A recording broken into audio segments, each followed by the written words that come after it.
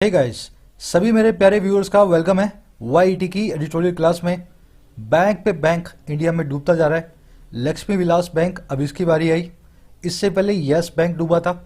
क्यों इंडिया में बैंक्स डूब रहे हैं और कोविड-19 का कितना बड़ा हाथ है, इसी पे लिखा हुआ आज सुबह का second editorial, another bail out. शुरू करेंगे। इकोनॉमिक एडिटोरियल है, बहुत सारी चीजें आप जानने को आपको मिलेंगी।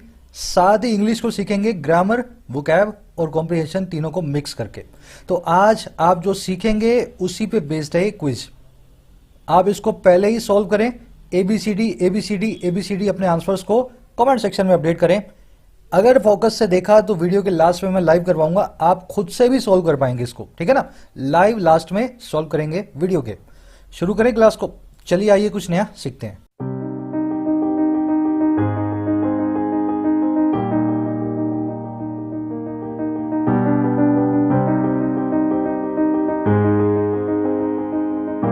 कह रहा है एक और bail out, another bail out. Bail out word को मैं सीधे भी समझा सकता हूं, पर इसको तोड़ के समझाऊंगा ताकि आप हमेशा आपको जो ना वर्ड याद रहे। देखिए, बेल क्या होती है? जमानत। आउट क्या होता है? बाहर। अगर कोई आदमी पकड़ा गया है, आप उसको बेल पे आउट करें तो आप उसकी हेल्प करेंगे, ठीक है ना, उसको जमानत पे बाहर निकालेंगे। तो बेल आउट वर्ड का मतलब होता है किसी भी बड़ी कंपनी को, किसी भी औद्योगिक प्रतिष्ठान को, किसी भी ऑर्गेनाइजेशन को जो डूब गई हो, उसको कैसे आप डूबत से बाहर निकालेंगे। समझ गए ना। कोई भी कंपनी जो दिवालिया हो जाती है, उसको हेल्प करने के काम को कहते हैं बेल आउट करना, उसको कुछ पैसा दिया जाता है। तो कह रहा है एक और बेल आउट हो रहा है, एक और कंपनी को डूबने से बचाया जा रहा है। अब देखो बात किसकी हो रही है? ऑन लक्ष्मी विलास बैंक, लक्ष्मी विलास नाम के बैंक की। इकोनॉमिक टर्म्स थोड़ी सी डिफिकल्ट होती है देखने में, लेकिन आप लॉजिक घुसाएं, हर वर्ड को आप इजीली याद कर सकते हैं लॉजिक के साथ। शुरू करें। कह रहा है overall banking sector health is a concern despite the RBI's preemptive rescue efforts। कह रहा है जो कुल मिलाकर के बैंकिंग सेक्टर की हेल्थ है ना, ओवरऑल बैंकिंग सेक्टर हेल्थ है ना, कुल मिला के जो हेल्थ है वो है एक कंसर्न, एक है चिंता। अच्छा, कैसे है चिंता? डिस्पाइट, बावजूद आरबीआई के उन रेस्क्यू एफर्ट्स के, आरबीआई के उन बचाव के कार्यों के, एफर्ट्स के जो है प्री एम्प्टिव, जो है प्रिकॉशनरी, जो आरबीआई एडवांस में लेता है बिना उसको कोई कहे, खुद ही ले लेता है वो। समझ गए ना। तो कह रहे बैंकिंग सेक्टर की हेल्थ बहुत बड़ी चिंता है, बावजूद हमारा आरबीआई बहुत चुस्ती से प्री एम्प्टिव तरीके से अपने रेस्क्यू एफर्ट्स को चला रहा है। बैंक के डूबने से पहले ही आ जाता है उसको हेल्प करने। सिंपल सेंटेंस है, आपका सब्जेक्ट है banking sector health, aqua blue colour में, वर्ब आपकी इज पिंक कलर में। सब्जेक्ट पिंक ब्लू में और वर्ब पिंक में। हर सेंटेंस की सब्जेक्ट और वर्ब ब्लू और पिंक के अंदर कलर कर दी गई है। जानबूझ के कलर कर रहा हूं मैं ताकि आपकी अंडरस्टैंडिंग अच्छी हो, है ना। सब्जेक्ट वर्ब को फॉलो करें। प्रीएम्प्टिव का मतलब होता है प्रिकॉशनरी। अगर आप किसी काम को पहले से एडवांस में कर रहे हैं ना, प्रिकॉशन लेकर के, सावधानी रख करके, तो आप प्रीएम्प्टिव जो है ना उस काम को कर रहे हैं। अगर आरबीआई की रेस्क्यू एफर्ट्स प्रीएम्प्टिव हैं तो मतलब आरबीआई किसी बैंक के डूबने का इंतजार नहीं करता। जैसे उसको लगता है ना ये डूबेगा, उससे पहले ही आकर के खड़ा हो जाता है उसकी हेल्प करने। डिस्पाइट का मतलब होता है बावजूद, इसकी जगह हम इन स्पाइट ऑफ भी लिखते हैं और नॉट विद स्टैंडिंग भी लिखते हैं, ठीक है ना। Despite is equal to in spite of is equal to notwithstanding. ये नॉट विद स्टैंडिंग बहुत अजीब सा वर्ड लगता है लोगों को देखने में, है ना। डिस्पाइट का ही सिनोनिम है, इसको ध्यान रखें आप। बस इसके आगे ऑफ लगेगा, बाकियों के आगे ना डिस्पाइट के ना इसके आप जो है ऑफ को कभी भी यूज ना करें। एक चीज मैं आपके साथ शेयर करूंगा। देखो, ये आज का क्विज है, मैंने आपको दिखाया, आपने इसको देखा, है ना, और आगे बढ़ गए। वीडियो के लास्ट तक 60% लोग टिकते हैं। मेरे एनालिटिक्स मुझे ये बताते हैं यूट्यूब में, है ना। मतलब 10,000 लोग वीडियो को देखते हैं तो 6,000 लोग वीडियो के लास्ट सेकंड तक देखते हैं।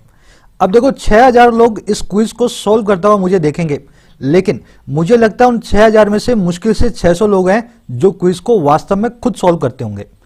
अगर आप इस क्विज को खुद सोल्व नहीं कर रहे हो, आप इस क्विज को मुझे ही सॉल्व करता हुआ देख रहे हो, तो ये बिल्कुल वैसा है जैसे आप फर्स्ट क्लास की टिकट लेके स्लीपर में यात्रा करते हैं। आपने फर्स्ट क्लास की टिकट ली है तो फर्स्ट क्लास में ट्रेवल करो। इस क्विज को आपके लिए डिजाइन किया गया, आप इसका फायदा उठाओ। समझ गए ना। मुझे तो आता है कैसे सॉल्व करना है, मैंने इसको बनाया है। अगर आपने सॉल्व नहीं किया तो उसका कोई मतलब नहीं है। तो पहले आप खुद सॉल्व करेंगे, कमेंट सेक्शन में अपने आंसर्स को अपडेट करें ताकि आपको लास्ट में मिरर दिखे कितने आपके सही थे और कितने गलत थे। इंप्रूवमेंट आएगी और यही तरीका है। अब सभी लोग इसको सॉल्व करेंगे, मेरा मुंह ना देखें, आप ही के लिए बनाया हुआ है, 100% फायदा उठाएं। अब आपको मैं आज की समरी दे देता हूं। समरी ये है कि पहले डूबा था यस बैंक, अब डूबा है लक्ष्मी विलास बैंक।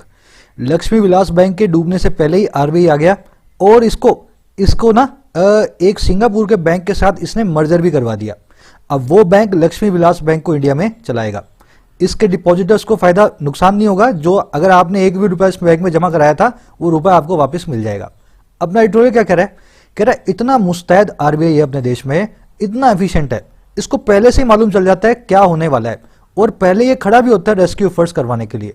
कह रहा है इसके बावजूद इंडिया में बैंक्स डूब रहे हैं ना, तो it is a cause for concern, ये एक चिंता का कारण है। इतनी बड़ी संस्था के, इतने एफिशिएंट एक ऑर्गेनाइजेशन के होने के बावजूद बैंकिंग सेक्टर की हालत जो है खराब है। एनपीए का बहुत बड़ा रोल है, हमारे यहाँ पे बड़े बड़े बिजनेसमैन जो है पैसा लेके भाग जाते हैं। तो ये कंसर्न जता रहा है एडिटोरियल, ये कैसे आगे काम चलेगा। समझ गए ना? बस यही इसकी आज की टोन है। लक्ष्मी विलास बैंक की पूरी स्टोरी बताएगा आपको, साथ ही साथ अपनी चिंताओं को, कंसर्न्स को आपके साथ शेयर करेगा। आज की टोन है कंसर्न्ड, है ना, देश के लिए कंसर्न्ड है, एप्रीहेंसिव है। अब इसकी समरी को आप कमेंट सेक्शन में लिख करके डालें, मैं एक या दो समरी जरूर चेक कर रहा हूं, आपको रिव्यू दूंगा आपकी समरी का। शुरू करें। कह रहा the RBI decision to recommend the imposition of a 1 month moratorium on LVB Lakshmi Vilas Bank and almost simultaneously announce a draft scheme of amalgamation that entails the Indian unit of the Singapore government controlled DBS Bank taking over the capital starved private lender marks a welcome intervention by the banking regulator। ये sentence किसी भी intermediate या beginner का nightmare है ना, उसको मैं दिखा दूं तो रात की नींद उड़ जाए उसकी। अब देखो कितने सिंपली आप इसको पढ़ सकते हो, मैं बताता हूं। आरबीआई का डिसीजन, आरबीआई का फैसला। अच्छा किस चीज का फैसला? टू रिकमेंड करने का, है ना। अच्छा किस चीज को? इम्पोजिशन को, जबरदस्ती लगाने को।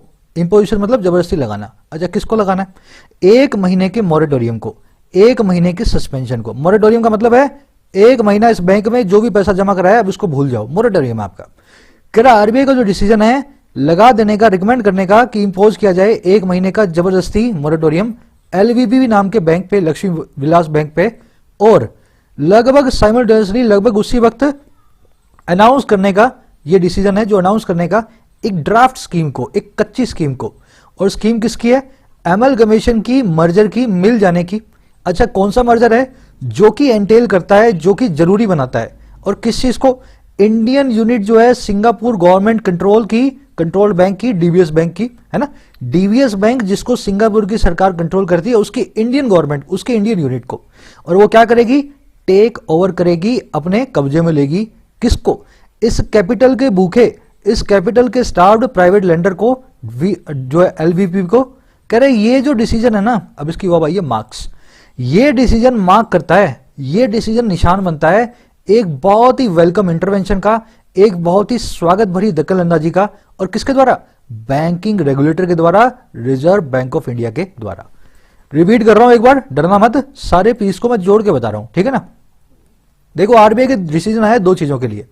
पहला डिसीजन है रिकमेंड करने का कि इस पे एक मॉरेटोरियम लगाया जाए एलवीबी पे, और दूसरा डिसीजन है उसी वक्त अनाउंस भी कर दिया जाए कि एक ड्राफ्ट स्कीम को, कच्ची स्कीम को, कि हम अमलगमेट कर देंगे, इस बैंक को मर्ज कर देंगे। अब ये अमलगमेशन कौन सा अमलगमेशन है?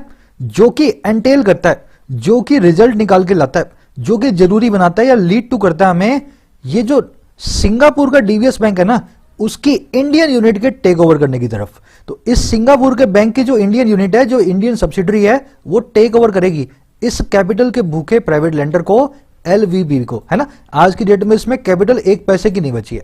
तो कह रहा है ये जो अमलगमेशन है, जो कि इस चीज को एज अ रिजल्ट निकाल के लाता है, एंटेल करता है। कह रहा है ये जो डिसीजन है ना, इन दोनों कामों को करने का, ये मार्क करता है, निशान बनता है एक बहुत ही अच्छी इंटरवेंशन का, वेलकम इंटरवेंशन का, इस बैंकिंग रेगुलेटर के द्वारा, जिसको हम कहते हैं रिजर्व बैंक ऑफ इंडिया। समझ गए? सारा खेल किसका था? फिर बता रहा हूं मैं। जिसको पता लगा डिसीजन की वो है मार्क्स, और दैट की वो है इंटेल्स।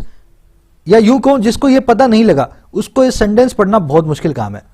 इसलिए सब्जेक्ट वो पकड़ना बहुत ही जरूरी चीज है। आपके सामने मार्क्ड है। सैटरडे की सैटरडे मैं वीडियो भी लेके आता हूं जिसमें सब्जेक्ट और वर्ब को अपने सेंटेंस ब्रेकिंग टेक्निक से पढ़ते हैं। तो बस इसी पे आप ध्यान दो, यही आपकी सारी की सारी बाइबल है, यही कुरान है। अब देख लो इसमें देखने वाली चीजें। एमलगमेशन मतलब मर्जर, एमलगमेशन मतलब मर्जर, इंटीग्रेशन, एग्रीगेशन। जब दो चीजें मिल जाती ना आपस में तो वो एमलगमेट होती हैं। एमलगमेशन होता है उनका, मर्जर होता है या इंटीग्रेशन होता है। दो चीजों का जुड़ जाना संगम कहते हैं एमलगमेशन को, ठीक है ना। एंटेल एक बहुत अच्छा वर्ड है, इसको मैं तोड़ के बताता हूं। एन मतलब एक वर्ब बना रहे हैं हम, प्रीफिक्स है वर्ब वाला। टेल का मतलब होता है पूंछ। अगर आप किसी चीज को एंटेल कर रहे हो ना तो कोई चीज आपके पीछे आ रही है आपकी पूंछ बन के एज अ रिजल्ट, समझ गए। किसी चीज को आप लीड कर रहे हो आगे की तरफ। जैसे मैं बोलूं इसको सिंपल वर्ड्स में, देखो आप, सिंपल सेंटेंस बनाता हूं मैं। Your actions entail severe punishment. तुम्हारे एक्शंस लीड टू करते हैं, रिजल्ट टू होते हैं बहुत ही बड़ी पनिशमेंट में। तुमने जो काम किया ना गंदा, उसकी बड़ी पनिशमेंट तुम्हें मिलेगी। तुम्हारे काम होते ही पनिशमेंट अब हो गई है फिक्स, समझ गए ना। तो एंटेल का मतलब क्या होता है, पूंछ बन के पीछे तुम्हारे काम के पनिशमेंट आ रही है। वैसे ही इस अमलगमेशन के पीछे पूंछ बन के ये बैंक आ रहा है सिंगापुर से, जो अपने इस एलवीपी को अपने अंदर संभालेगा, उसको जो है भूखे कैश स्टार्ट बैंक को अपने अंदर टेक ओवर कर लेगा, समझ गए। चलो आगे बढ़ते हैं। स्टार्व का मतलब होता है भूखा, एक एडजेक्टिव है। कैपिटल स्टार्व मतलब है ऐसी चीज जिसमें कैपिटल नहीं है, बिल्कुल भूखी है कैपिटल से।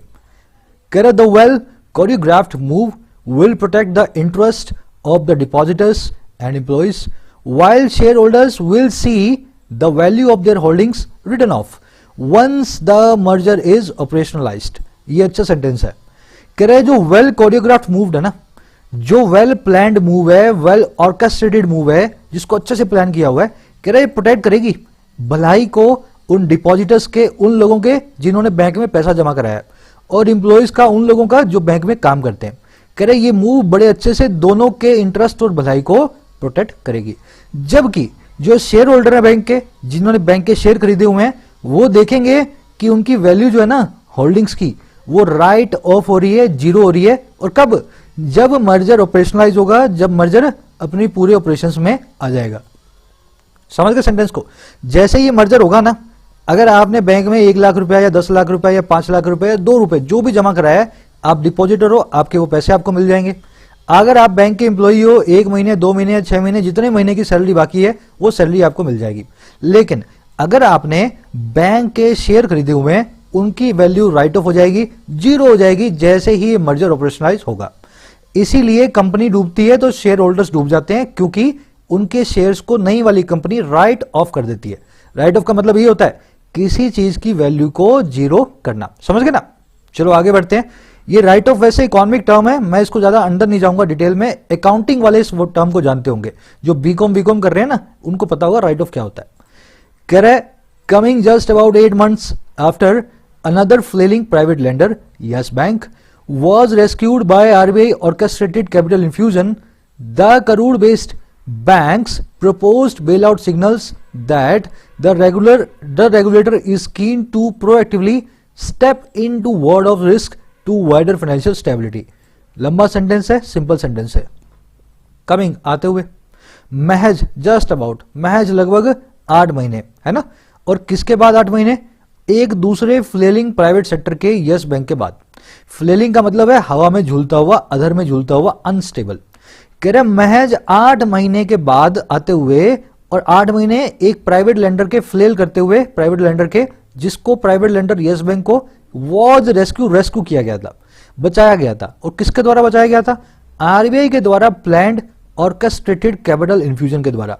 जिस कैपिटल इन्फ्यूजन को पैसे को देने के काम को वो आरबीआई ने ऑर्केस्ट्रेट किया था, है ना। तो आरबीआई ने यस बैंक को बचाया था इसमें पैसे डाल करके। कह रहे इसके महज 8 महीने बाद आते हुए हुआ क्या? ये जो करूड़ बेस्ड बैंक है ना, एलवीपी की बात कर रहा है, जो अपना लक्ष्मी विलास बैंक, इसका जो प्रपोज्ड बेल आउट है, इसका जो अभी ऑफर्ड बेल आउट है, बेल आउट आपको मैंने बता दिया ना, इसकी बेल करवाना, इसको बचाना। कह रहा है इसको जो प्रपोज बचाने का काम है ना, वो सिग्नल करता है। क्या सिग्नल करता है? कि हमारा जो रेगुलेटर है, हमारा जो आरबीआई है ना, वो बड़ा ही कीन है, बड़ा ही फोकस्ड है कि वो प्रोएक्टिवली स्टेप इन करे, वो सामने से आकर के दखल अंदाजी करे। और क्यों? ताकि वार्ड ऑफ कर सके, दूर भगा सके किसी भी रिस्क को। और किस रिस्क को? जो हो वाइडर फाइनेंशियल सेक्टर की स्टेबिलिटी को, पूरे देश के आर्थिक सेक्टर की संतुलन को। लंबा सेंटेंस, सिंपल सेंटेंस। अगर आपकी सेंटेंस पकड़ने की, स्ट्रक्चर पकड़ने की एबिलिटी है तो ये सेंटेंस कुछ भी नहीं है। फिर जोड़ रहा हूं, एक बार देख लेना। महज 8 महीने बाद आते हुए जब एक झूलता हुआ private bank yes bank rescue करवाया गया था आरबीआई के द्वारा प्लान्ड कैपिटल इन्फ्यूजन से।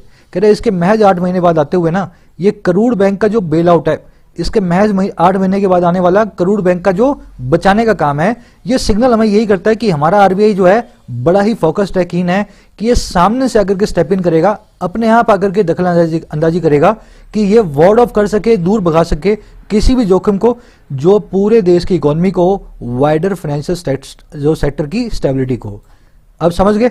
अब देखने वाली चीजें देख लेना। सब्जेक्ट वर्ब देखो, प्राइवेट लैंडर वॉज रेस्क्यूड, है ना, पहली चीज ये। Bail out signal, bail out ऐसा सिग्नल करता है, सिग्नल क्या करता है, दैट के बाद द रेगुलेटर इज कीन, है ना। ये सब्जेक्ट वर्ब के पेयर थे जो सबसे जरूरी थे सेंटेंस में पढ़ने वाले। फ्लेल का मतलब होता है झूलता हुआ, अनस्टेबल, है ना, जो हवा में हिचकोले खा रहा हो उसको कहते हैं फ्लेल करने वाली चीज, है ना। ऑर्केस्ट्रेटेड और कोरियोग्राफ्ड एक ही बात है। प्लानिंग को अपने कोरियोग्राफी भी बोलते हैं और ऑर्केस्ट्रेशन भी बोलते हैं। तीनों का मतलब क्या है, किसी चीज की प्लानिंग। इन्फ्यूजन का मतलब होता है भरना। अगर कैपिटल इन्फ्यूजन हो रहा है तो आरबीआई अपनी जेब से पैसे निकाल करके यस बैंक की जेब में डाल रहा है कर्ज के तौर पे, है ना, कैपिटल इन्फ्यूजन। चलो आगे बढ़ते हैं। वर्ड ऑफ एक फ्रेजल वर्ब है, किसी चीज को दूर भगाना, प्रिवेंट करना, अवॉइड करना। We should work hard, we should work hard या harder to ward off failure. नाकामयाबी को दूर भगाने के लिए, बचने के लिए, वार्ड ऑफ करने के लिए हमें बहुत तेजी से या वर्क हार्ड करना चाहिए, बहुत ज्यादा हार्ड वर्क करना चाहिए। और डबल एफ है, ध्यान रखें इसका। कह रहे that the LVB had become a candidate for regulatory intervention was evident after its continuous losses, steady erosion of its net worth and inability to raise fresh capital to bolster its balance sheet. कह रहे ये बात की that, अच्छा भाई कौन सी बात? बात ये कि एलवीपी बन चुका था। अच्छा क्या बन चुका था? एक कैंडिडेट। अच्छा किसके लिए? रेगुलेटरी इंटरवेंशन के लिए, रेगुलेशन करने वाली संस्था की दखल अंदाजी के लिए। कह रहे ये बात की एलवीपी एक सही उम्मीदवार बन चुका था कि आरबीआई उसमें दखल अंदाजी करे, रेगुलेटरी इंटरवेंशन उसमें हो। कह रहे दैट वाज एविडेंट, ये बात बहुत ही एविडेंट थी, एकदम साफ थी। अच्छा कब साफ थी ये बात? आफ्टर लगा के बताएगा। इसके लगातार होने वाले लॉसेस के बाद। किसके भाई? इस एलवीपी नाम के बैंक के। अच्छा और किसके बाद? जो लगातार इसमें इरोजन हो रहा था इसकी नेटवर्थ में। इरोजन का मतलब है जंग खा के किसी चीज का कम होना, धीरे धीरे किसी चीज का कटते जाना। तो कह रहा है इसकी जो नेटवर्थ है वो लगातार जो कम हो रही थी। और किसके बाद? इसकी जो इनेबिलिटी आई, असक्षमता आई कि रेज करे फ्रेश कैपिटल को, नई पूंजी को। अच्छा क्यों रेज करे? ताकि बोल्स्टर कर पाए, मजबूत बना पाए अपनी बैलेंस शीट को। कह रहा है ये तीनों चीजों के बाद है ना इसका ये कैंडिडेट बन जाना रेगुलेटरी इंटरवेंशन का बहुत ही एविडेंट था। सिंपल सेंटेंस है। दैट की वर्ब है वाज, एलयूबी की वर्ब है हैड बिकम, बोल्स्टर का मतलब होता है सपोर्ट करना, किसी को सहारा देना। अगला सेंटेंस देखते हैं। Despite being placed under the RBI's prompt corrective action framework in September 2019 the lenders finances deteriorated to the point where its gross ratio of NPS non-performing assets to advances shot up to 25.4%। इतना पढ़ेंगे फिर आगे बढ़ेंगे। Simple sentence है। कह रहा बावजूद place होने के, डिस्पाइट बीइंग प्लेस्ड, बावजूद प्लेस होने के, रखे जाने के। अच्छा कहां रखे जाने के? अंडर नीचे आरबीआई की इस फ्रेमवर्क के, आरबीआई की स्कीम के, है ना, प्रॉम्प्ट करेक्टिव एक्शन फ्रेमवर्क।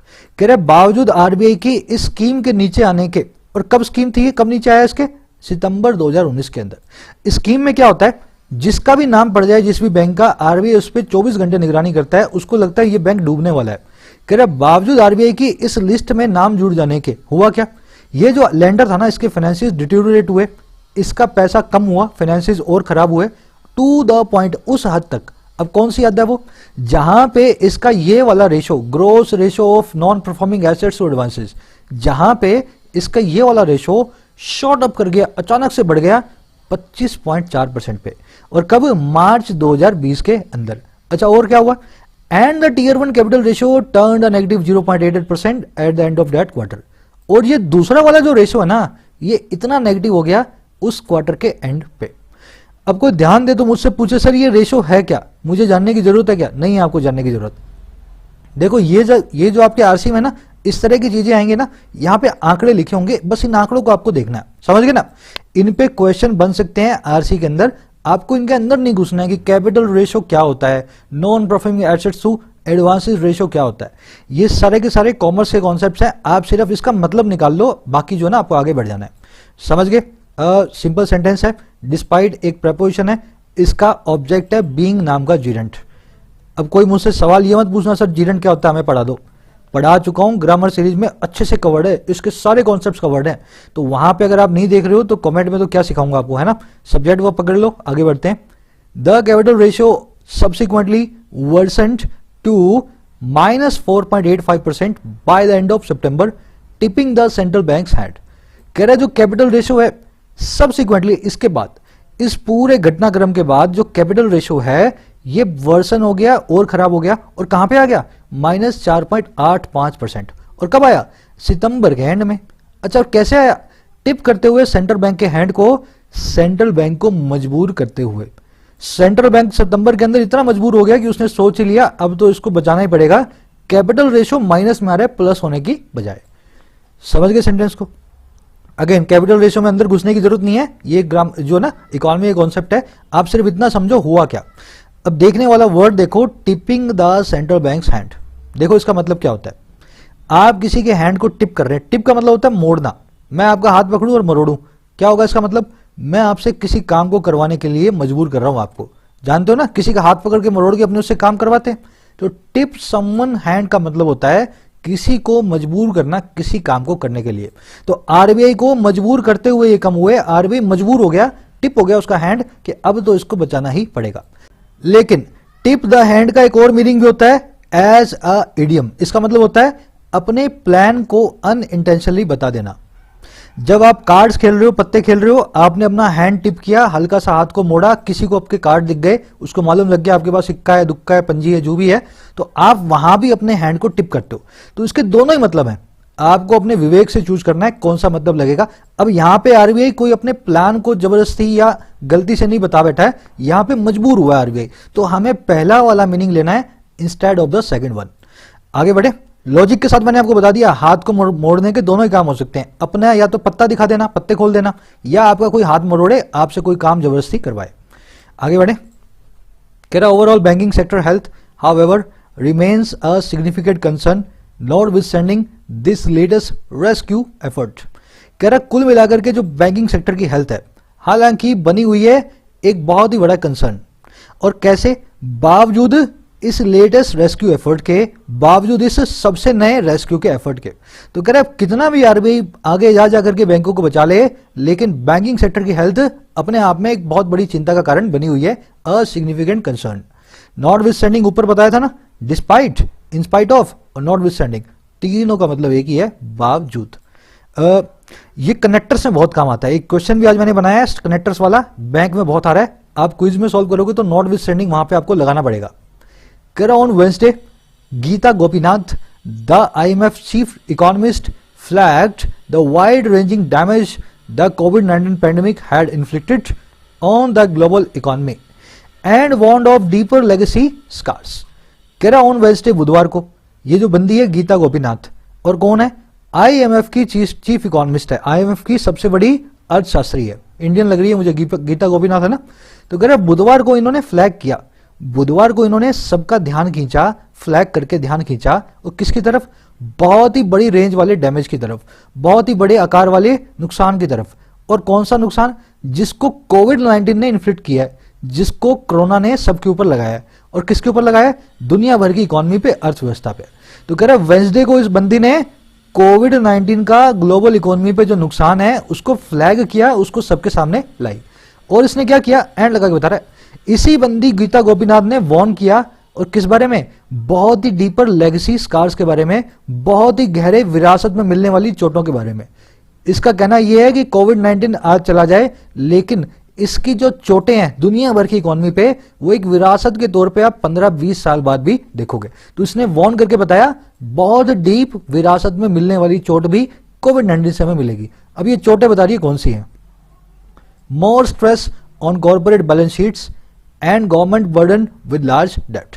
कह रहा और ज्यादा स्ट्रेस और ज्यादा तनाव जो अपनी निजी कंपनियां हैं, कॉर्पोरेट जो है अपना, उसकी बैलेंस शीट के ऊपर, और बहुत सारी सरकारें बोझ के तले नीचे दबी हुई बड़े बड़े डेट्स के, लार्ज डेट के।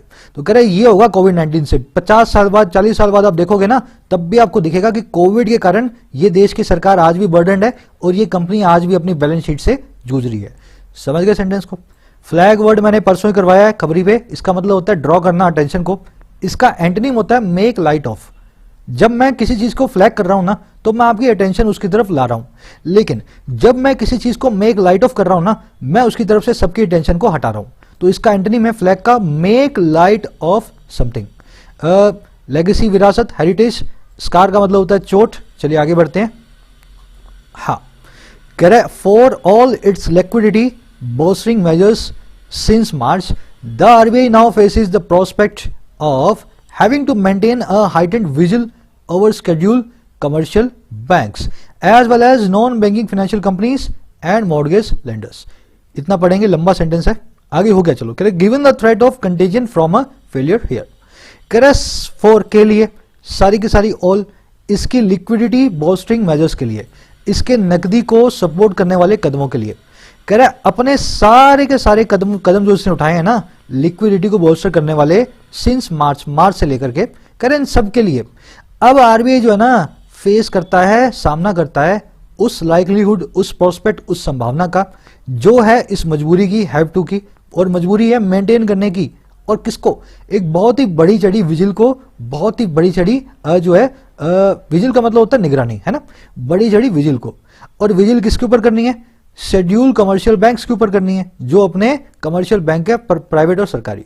कह रहे सारे काम करने के लिए, सारे काम जो इसने लिक्विडिटी को बूस्ट करने वाले किए मार्च से, उनके कारण आरबीआई आज फेस कर रहा है कि इसको प्रोस्पेक्ट आ गया है, ऐसा लाइवलीहुड मिल गया है, ऐसी संभावना आ गई है कि मजबूर हो गया है कि बहुत ज्यादा निगरानी इसको करनी पड़ रही है हर बैंक के ऊपर, साथ ही साथ नॉन बैंकिंग फाइनेंशियल कंपनीज के ऊपर, और साथ ही साथ मॉर्टगेज लेंडर्स के ऊपर। अच्छा, क्यों करनी पड़ रही है? गिवन, देखते हुए इस चीज को, द थ्रेट, जो थ्रेट आई है एक कंटेजन की, एक छुआछूत की बीमारी की, फ्रॉम अ फेलियर, एक नाकामयाबी से, यहां से। आरबीआई को क्या डर लगता है? हमने इतना काम किया है मार्च से, इतना ज्यादा हमने हर बैंक को सपोर्ट किया है, ऐसा ना हो एक लक्ष्मी विलास डूबे और 5 बड़े बैंक जो सही काम कर रहे थे ना वो भी डूब जाए। कह रहा है ये सारा करने के बाद है ना इतना ज्यादा ये परेशान हो गया आरबीआई कि इसको मजबूर हो गया ये कि मैं सबके ऊपर अब नजर रखूंगा, है ना, ऐसा ना हो एक छुट भैया बैंक डूबे छोटा मोटा और साथ में बड़े बड़े 4 बैंक लेकर के डूब जाए, कंटेजियन इफेक्ट ना इकोनॉमी में, इन्फेक्शन आगे से आगे स्प्रेड ना करे। समझ गए? प्रोस्पेक्ट का मतलब होता है संभावना, livelihood, possibility, have to, has to, आप जानते हो, आपकी ऑब्लिगेशन, आपकी मजबूरी, है ना। विजिल का मतलब होता है निगरानी, इसी से वर्ड बनता है विजिलेंस और विजिलेंटी। विजिलेंस, बड़ा कर रहा हूं, विजिलेंस और विजिलेंटी। विजिलेंस और विजिल एक ही बात है, दोनों का मतलब होता है निगरानी, लेकिन विजिलेंटी का मतलब कुछ और होता है। ये मैंने आपको बहुत बार करवाया है, पिछले 1-1.5 महीने से मैंने इस वर्ड को लिया नहीं है, आपको याद होना चाहिए, नहीं याद है तो नोट्स खोलो और बताओ मुझे विजिलेंटी वर्ड का मतलब क्या होता है ना। अच्छा वर्ड है, बहुत बढ़िया वर्ड है। चलो आगे बढ़ते हैं। The RBI had in its financial stability report in July pointed out that its share stress test indicated that the gross NPA ratio of commercial banks could worsen to 40.7% by March 2021 from 8.5% a year earlier। इतना पढ़ेंगे फिर आगे बढ़ेंगे। कह रहा RBI ने had pointed out, RBI ने point out किया था। अब देखो कहां पॉइंट किया था, इसने बीच में लगा दिया, इन its financial stability report in July. 2 adverbs हैं, पहली एडवर्ब है adverb of place, adverb of place, और दूसरी एडवर्ब है इन जुलाई, एडवर्ब ऑफ टाइम। तो एडवर्ब ऑफ प्लेस और एडवर्ब ऑफ टाइम जो है हेल्पिंग और मेन वर्ब के बीच में आती है, ये अपने एडवर्ब की वीडियो पे देखेंगे इस संडे को। तो RBI helping verb had, main verb pointed out, ठीक है ना। तो आरबीआई ने पॉइंट आउट किया था अपनी इस रिपोर्ट में जुलाई के अंदर दैट उस चीज को, और चीज क्या थी कि इसका जो स्ट्रेस टेस्ट है, ये जो इस टाइप का एक नया टेस्ट करता है, ये इंडिकेट करता है स्ट्रेस टेस्ट, वो ये कि जो एनपीए है ना, ग्रोस एनपीए, और किसका, कमर्शियल बैंक्स का, वो वर्सन हो सकता है, वो और खराब हो सकता है, और किस पॉइंट तक, 14.7% तक, और कब, मार्च 2021 में। अच्छा कहां से आएगा 14.7%? 8.5% से, जो 1 साल पहले था। तो मार्च 20 में इतना, मार्च 21 में इतना। आरबीआई का स्ट्रेस टेस्ट ये चीज हमें बताता है, अपनी रिपोर्ट में इसने ऐसा प्रिंट किया है। कह रहा है अगर ऐसा होगा क्यों, अब देखो इफ लगा के बता रहा है, if the pandemic's adverse economic impact cost the GDP to contract by 8.9% in the current fiscal. कह रहा अगर पैंडेमिक के खराब इकोनॉमिक इम्पैक्ट ने कॉज कर दिया, वो कारण बन गया जीडीपी के कॉन्ट्रैक्शन का 8.9% हाल के चलते हुए साल में। कह रहा अगर पैंडेमिक ने ये किया ना, इतना कॉन्ट्रैक्शन आया, तो ये होने ही वाला है, आरबीआई अपनी रिपोर्ट में प्रिंट कर चुका है। समझ गए सेंटेंस को? सिंपल सेंटेंस है, कुछ भी इसमें नहीं है सिवा एक कंडीशनल के। मैं आप सभी को यहां चैलेंज करूंगा, सभी मेरे प्यारे व्यूअर्स को जो कंडीशनल की वीडियो देख चुके हैं और कंडीशनल जानते हैं, मुझे इसमें बता दो कौन सा कंडीशनल यूज हुआ है। 5 सेकंड में आपको देता हूं, पहले आप कोशिश करें फिर मैं बताता हूं। चलो बहुत सिंपल है, सेकंड कंडीशनल यूज हुआ है अनरियल फ्यूचर। कुछ लोग सेकंड कंडीशनल में गलती करते हैं, वो उसको पास समझ लेते हैं। पहले तो मैं आपको दिखाता हूं सेकंड कंडीशनल यूज कैसे हुआ है। इफ के साथ में V2 आए और रिजल्ट वाले क्लोज में वुड या कुड प्लस में V1 आए, तो देखो इफ के बाद में क्या आ रहा है, द इंपैक्ट कॉस्ट, आगे V2। रिजल्ट वाले क्लोज में क्या आ रहा है, इसने पहले लिख दिया, रिजल्ट वाले क्लोज में आ रहा है रेशो कुड वर्सन, समझ गए ना, कुड प्लस में V1 रिजल्ट में और इफ के साथ में V2, इसको बोलते हैं सेकंड कंडीशनल। इसका मतलब वो अगर ऐसा हो तो ऐसा हो जाए, if she said yes we would marry, अगर वो हां बोल दे तो हम शादी कर लें। अब ध्यान से देखो सेकंड वाले सेंटेंस को, मैं आप सभी को फिर से चैलेंज करूंगा। आपने सेकंड कंडीशनल सीख लिया मेरे साथ, मैंने आपको बना के भी दिखा दिया, इसका मतलब भी बता दिया। अब मुझे बताओ ये सेकंड वाला सेंटेंस क्यों अपने मीनिंग के हिसाब से गलत है। पूरा लॉजिक लगाना है, रीजनिंग वाला, और मुझे बताओ सेकंड कंडीशनल इसमें मैंने कैसे गलत तरीके से लगाया हुआ है। समझो इस चीज को। आप क्या सोचते हो, सेकंड कंडीशनल में V2 देखते हो ना, आप सोचते हो पास्ट की बात हो रही है। If she said yes we would marry, उसने हाँ किया होता तो हम शादी कर लेते। नहीं मेरे भाई, इसका मतलब ये नहीं है। यहां पे V2 लग के पास्ट सब्जेक्टिव मूड बनाया गया, लेकिन बात ये फ्यूचर की करता है।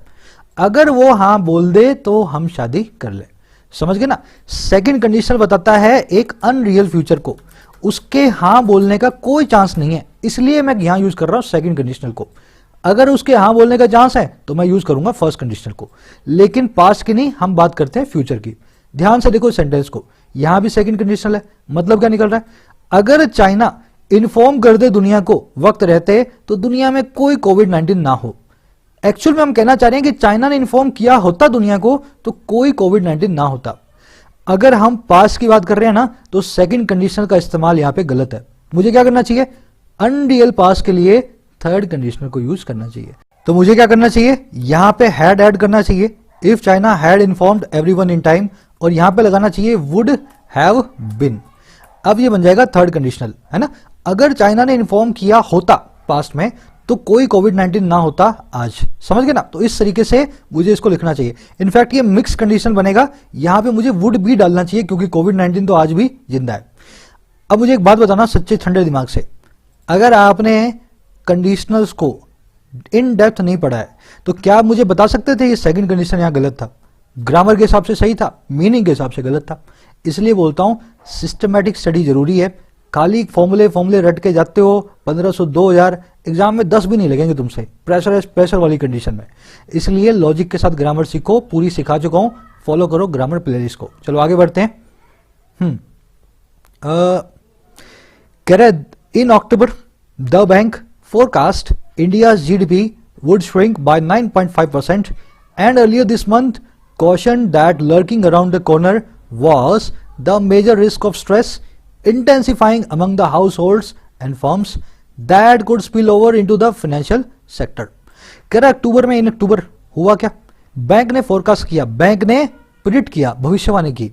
और क्या भविष्यवाणी की, इंडिया की जीडीपी श्रिंक होगी, इंडिया की जीडीपी फ्यूचर में वीक फ्यूचर है ना, वुड, इंडिया की जीडीपी वुड लगा के श्रिंक हो सकती है, और कितनी 9.5%। और इसी महीने की शुरुआत में अर्लियर दिस मंथ ऐसा चिताया भी इसने, ऐसा क्वेश्चन भी दिया दैट वो ये कि लर्क करता हुआ किनारे पे आपके घात लगाए बैठा है, was lurking around the corner है, मेजर रिस्क बहुत बड़ा जोखिम, बहुत बड़ा जोखिम जो है घात लगा के बैठा है किनारे पे, लर्क अराउंड द कॉर्नर कर रहा है। और वो रिस्क किसका है, उस स्ट्रेस का है जो है इंटेंसिफाई हो रही है, बढ़ती जा रही है हमारे यहाँ के घरों में, हाउस होल्ड्स में और फॉर्म्स में, कंपनियों में। और ये वो स्ट्रेस है, ये वो डेंजर है जो कि दैट स्पिल ओवर कर सकता है, सब तरफ फैल सकता है। और कहां पे, इनटू द फाइनेंशियल सेक्टर, पूरे के पूरे फाइनेंशियल सेक्टर के अंदर।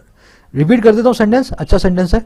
अक्टूबर के अंदर आरबीआई ने भविष्यवाणी की, फोरकास्ट किया कि इंडिया की जीडीपी कम होगी इतने % से, और इसी साल की शुरू में, इसी महीने की शुरू में ऐसा चेताया कि घात लगा के एक बहुत बड़ा रिस्क बैठा है, और रिस्क है स्ट्रेस का, और वो स्ट्रेस है जो इंटेंसिफाई हो रही है हमारे यहाँ पे घरों में और बड़ी फर्मों में, जो कि स्पिल ओवर हो सकती है, जो कि आगे से आगे फैल सकती है पूरे के पूरे फाइनेंशियल सेक्टर में, पूरे के पूरे हमारे इकोनॉमी के अंदर।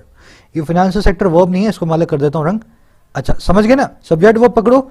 बैंक की वर्ब है फोरकास्ट, इंडिया जीडीपी की वर्ब है वुड श्रिंक, मेजर रिस्क की वर्ब है लर्किंग, दैट की वर्ब है कुड स्पिल ओवर। अब मुझे एक बात बताना छोटी सी, लर्क अराउंड द कॉर्नर मैं आपको बता देता हूँ, छुप करके घात लगा के बैठना हमला करने के लिए। मान लो कोई शेर है झाड़ी में बैठा छुप के, जैसे ही हिरन आएगा या जैसे ही कोई दूसरा जानवर आएगा उस पर मैं हमला करूंगा, तो एक्चुअल में वो शेर क्या कर रहा है, लर्क अराउंड द बुश कर रहा है, किनारे पे, बुश के किनारे पे बैठ करके घात लगा के बैठा है। समझ गए ना, तो लर्क अराउंड द कॉर्नर का मतलब होता है किसी का इंतजार करना हमला करने के लिए। मुझे ये बताओ, आरबीआई ने तो फोरकास्ट किया था ना, अगर आरबीआई ने फोरकास्ट किया था तो वर्ब की फर्स्ट फॉर्म क्यों लगाई है?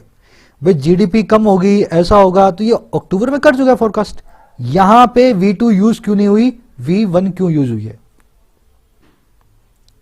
चलो, जिनको नहीं पता बहुत गहरे पानी में हो, फोरकास्ट V2 V1 V3 एक ही होती है, समझ गए ना। आरबीआई ने फोरकास्ट किया था मेरे भाई, यहां पे फोरकास्टेड नहीं आएगा, फोरकास्टेड नाम की कोई V2 नहीं होती, V1 भी फोरकास्ट, V2 भी फोरकास्ट और V3 भी फोरकास्ट। चलो आगे बढ़ते हैं। स्पिल ओवर का मतलब है फैल जाना, सब जगह ओवरफ्लो होकर सब जगह आगे से आगे फैल जाना। The RBI has its task cut out in ensuring it keeps the crucial engine of credit ticking over as the economy strives to revive. कह रहा आरबीआई के पास एक इसका टास्क कट आउट है, आरबीआई के साथ पास बहुत बड़ा चैलेंज है इस काम को करने में, इंश्योर करने में, और क्या कि ये बनाए रखता है क्रूशियल इंजन को, बहुत ही क्रूशियल, बहुत ही इंपॉर्टेंट इंजन को, क्रेडिट के, पैसे के टिक ओवर करता हुआ। टिक ओवर करने का मतलब है अपने मिनिमम बेसिक लेवल पे फंक्शन करना। आपकी मोटरसाइकिल को आपने स्टार्ट करके खड़ा कर दिया है, आगे नहीं जा रही है, लेकिन उसका इंजन स्टार्ट है, वो टिक ओवर कर रहा है। तो आरबीआई के पास भी बड़ा बड़ा चैलेंज है कि वो पक्का करे कि हमारी इकोनॉमी का इंजन जो है वो टिक ओवर करे, भले ही वो इंजन आगे ना बढ़े लेकिन वो स्टार्ट रहे, स्टार्टिंग पोजीशन में रहे, है ना।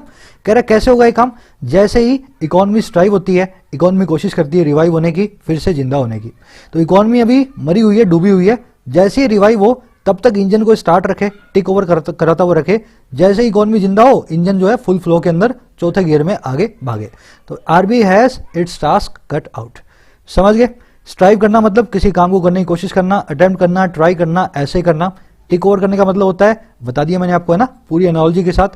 टास्क कट आउट, देखो इससे दो बनती हैं कट आउट से इडियम्स। मैंने आपको दोनों को एक दर्जी से, एक है ना टेलर से, मैंने आपको रिलेट करके बताया था। एक दर्जी है, उसने आपका नाप लिया आपकी शर्ट के लिए, फिर कपड़ा लिया आपसे, उस कपड़े को उसने काटा, ठीक है ना। जब वो कपड़े को काट करके उसको सिलने का काम करेगा ना, वहां से उसका मेन काम शुरू होता है। उसके पास जो कटआउट है ना, वो उसका टास्क है। To have your task cut out का मतलब यही है, to have your task cut out का मतलब यही है, जैसे दर्जी के पास कटा हुआ कपड़ा पड़ा है, अब उसका मेन काम शुरू होगा, उसका मेन चैलेंज शुरू होगा, है ना। To have your task cut out मतलब टू फेस अ चैलेंज। जैसे दर्जी एक चैलेंज फेस करता है कपड़े कटने के बाद, आपका main challenge have your task cut out होता है, ठीक है ना। और to be cut out for something, इसका मतलब क्या है, अगर वो कपड़ा कटआउट है, दर्जी ने उसको बिल्कुल मेजरमेंट के हिसाब से काटा है, तो वो बिल्कुल सूटेबल फॉर्म में आपकी शर्ट बनने के। तो टू बी कटआउट का मतलब क्या होता है, to be more suitable for a job. When you are cut out for a job, आप उस काम के लिए सबसे सूटेबल आदमी है, सबसे अच्छा काम आप जो है ना सबसे अच्छे तरीके से उसको कर सकते हैं। तो ये टेलर से मैंने आपको दोनों को कनेक्ट करके बताया था, और ऐसे ही बनी है दोनों की दोनों इडियम्स भी। बढ़ेंगे अपने क्विज की तरफ। एक शेयर देना ना भूलें वीडियो को, आपके शेयर से बहुत फायदा मिलता है चैनल को, है ना। साथ ही साथ इस क्विज को आप जो है अटेम्प्ट कर चुके हो, तो अब आपकी अंडरस्टैंडिंग आपको पता लगेगी आपको क्या करना था। सेकंड वाले शुरू करते हैं। विच of the following represents the meaning of the phrase lurk around. Lurk around मैंने आपको बताया था घात लगा के बैठना किसी पे हमला करने के लिए, तो इसका आंसर होगा वेट फॉर एम्बुश, है ना। टू वेट फॉर एम्बुश, किसी को हमला करने के लिए वेट करना। तो आस्क एंड डू फेवर्स, इसका कोई मतलब नहीं है। फॉलो द कमांड्स, इसका भी कोई मतलब नहीं है। और to function at a minimum level, इसका मतलब था टिक ओवर करना। तो ये आया तो जरूर था ट्यूटोरियल में, पर उसका मतलब होता था वो टिक ओवर करना, है ना, टिक ओवर करना। दूसरा क्वेश्चन देखते हैं, इनमें से कौन सा सही है इस कॉन्टेक्स्ट में पैसेज के, है ना, कौन सी चीज बिल्कुल सही है। पहला देखो, Lakshmi Vilas bank will take over capital starved Indian unit of DBS bank. Lakshmi Vilas bank take over करेगा इस कैपिटल के भूखे डीबीएस बैंक को। उल्टी बात कर दी मैंने, लक्ष्मी विलास बैंक को टेक ओवर किया जाएगा। कैपिटल का भूखा लक्ष्मी विलास बैंक है, डूबा हुआ लक्ष्मी विलास बैंक है, बल्कि ये तो उसकी हेल्प करने वाला है। हमने उल्टा कर दिया है ना, ये करवाएगा सिंगापुर वाले बैंक की हेल्प। गलत बात होगी, ये आपका पहला वाला स्टेटमेंट गलत है। दूसरा देख लो, ये गलत है ना, इसको मैं बोल्ड कर देता हूं। दूसरा देखो, the merger discussed in the passage will cause writing off the unpaid salaries of employees and the deposits of the public. ये जो मर्जर है जिसको पैसेज में डिस्कस किया गया है, ये राइट ऑफ करेगा, ये जीरो बना देगा वैल्यू को, अनपेड सैलरीज की इसके एम्प्लॉइज की और डिपॉजिट्स की इसके पब्लिक के। मैंने आपको बताया था ये जीरो बनाएगा, लेकिन शेयर होल्डर्स के शेयर्स को, समझ गए ना, इनकी सैलरी और डिपॉजिट तो सबके सुरक्षित होंगे, सबको मिल जाएंगे, लेकिन हमने यहां पे उल्टा लिख दिया, सैलरी और डिपॉजिट को जीरो बना दिया, राइट ऑफ करवा दिया, है ना। राइट ऑफ मतलब जीरो करना वैल्यू को। सेकंड भी गलत है। तीसरा देखो, the merger discussed would devaluate the holdings of the shareholders. जिस मर्जर को डिस्कस किया गया है वो डिवैल्यूएट करेगा शेयर होल्डर्स की होल्डिंग को। बिल्कुल ठीक बात है। राइट ऑफ करने की एक सिनोनिम होता है डिवैल्यूएट करना, किसी की वैल्यू को कम करना, है ना। तो ये मर्जर डिवैल्यूएट तो करने वाला था ना शेयर होल्डर्स के शेयर्स को, तो बात बिल्कुल सही है, सी आपका ट्रू आंसर है। अब डी पे भी नजर मारते हैं। Gita Gopinath, the UNESCO chief has made light of the wide ranging damage inflicted by COVID pandemic. हुआ क्या, गीता गोपीनाथ ने कोविड पैंडेमिक के जो डैमेज थी उसको सबके सामने लाया था, उसको सबके सामने हाईलाइट किया था। हमने यहां लिख दिया मेक लाइट ऑफ। ये बिल्कुल उल्टा है हाईलाइट करने का, ये बिल्कुल उल्टा है सबके सामने लाने का। तो मुझे यहां पे एक्चुअल में उल्टा लिखने की वजह से इस सेंटेंस को गलत बताना पड़ेगा, समझ गए ना। उसने तो सबके सामने लाई थी वो, तो मेक लाइट ऑफ तो बिल्कुल उल्टा होता है उसका, है ना। तो इसका मतलब ये सेंटेंस गलत है। दूसरी चीज, ये जो है ना WHO की नहीं, यूनेस्को की नहीं, ये IMF की चीफ है। तो दोनों ही तरीके से आप देखो तो ये सेंटेंस गलत सेंटेंस है, स्टेटमेंट फॉल्स है। तो डी मेरा आंसर नहीं है, सी मेरा आंसर होगा, A, B, D रॉन्ग है। लास्ट देख लें, which of the following conjunctions या preposition can be used to combine the following statements. आपको इन दोनों स्टेटमेंट्स को एक स्टेटमेंट में कंबाइन करना है, इन चारों को यूज करके। पहली स्टेटमेंट है फैक्ट, ये बात दैट वो ये की India is smaller economy in comparison to China. ये बात, ये फैक्ट की इंडिया चाइना से छोटी इकोनॉमी है। अच्छा, दूसरा स्टेटमेंट, India ensured a befitting reply to Chinese transgression. एक काम करता हूं, मैं इसको बड़ा कर देता हूं, है ना, जस्ट अ मिनट। अब ठीक है ना। तो पहली चीज तो ये बात की इंडिया एक छोटी इकोनॉमी है। दूसरी बात की इंडिया ने इंश्योर किया एक रिप्लाई को चाइनीज ट्रांसग्रेशन को। एक्चुअल में दोनों जुड़ेंगी किससे, नॉट विद स्टैंडिंग से। बावजूद, नॉट विद स्टैंडिंग, बावजूद इस बात के कि इंडिया चाइना से छोटा है, इंडिया ने इंश्योर किया कि एक बी फिटिंग रिप्लाई मिले, एक सही जवाब मिले चाइना के ट्रांसग्रेशन का, चाइना के जो एग्रेसिव अप्रोच का। इंडिया छोटी इकोनॉमी होने के बावजूद चाइना को मुंह तोड़ जवाब दे रहा है, ट्रांसग्रेशन का बी फिटिंग रिप्लाई दे रहा है। नॉट विद स्टैंडिंग जो है शुरू में लगा दो, दोनों सेंटेंस कंबाइन हो जाएंगे, ऐसे बनेगा। ऐसे मैं इन दोनों को जोड़ सकता हूं, नॉट विद स्टैंडिंग को शुरू में लगा दूं, स्टेटमेंट नंबर 1 कोमा लगा के स्टेटमेंट नंबर 2, बावजूद इस बात के कि इंडिया छोटा है, इंडिया ने मुंह तोड़ जवाब दिया। हंसते रहें, मुस्कुराते रहें, मेहनत करते रहें। मिलूंगा अगली वीडियो में कल की सैटरडे स्पेशल। तब तक के लिए इजाजत दें, साइनिंग आउट।